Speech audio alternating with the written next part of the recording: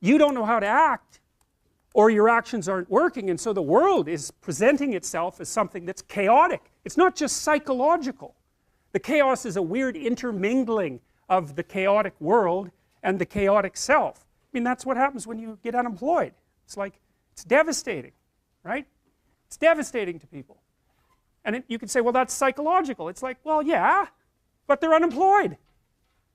That makes the world far more incomprehensible and uncertain. It's not just psychological.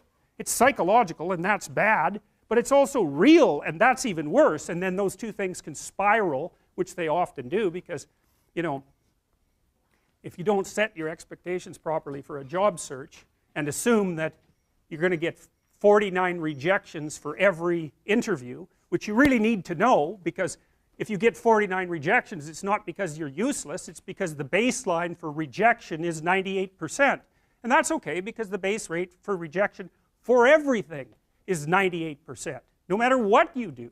But you need to know that so that you don't feel that it's like something wrong with you. And of course, you only have to get it right once, then you have a job. It's a lottery, but you have to set yourself up. You have to think, okay, well, I'm going to look for a job. I need to, how many resumes can I tolerate sending out a day? You know, it has to be enough so you don't feel like a useless moron, and it can't be so many that you're overwhelmed by the burden. So, and I help people do this sort of thing all the time. So maybe you decide, well, you're going to send out 10 a day, and you're going to work 2 hours on it, and it's going to take 6 months. And then, you know, you got your parameters set properly, and you know what to expect in the world, and your emotions are regulated. And so, but the state of being unemployed doesn't just produce psychological consequences. So the distinction between the psyche and the world, in some sense, is quite arbitrary.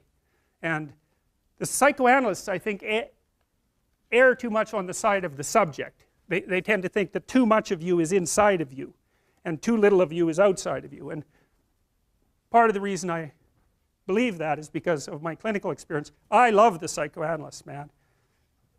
They're brilliant, they're deep. They grapple with real problems, like with the problems, when people have real problems, and I mean profound problems, they're really profound moral problems. They're problems of good and evil, really. You know, there are things going on in their family that are so terrible that, well, that they're sometimes fatal, you know, lie upon lie upon lie upon lie for decades and decades and decades. It's awful.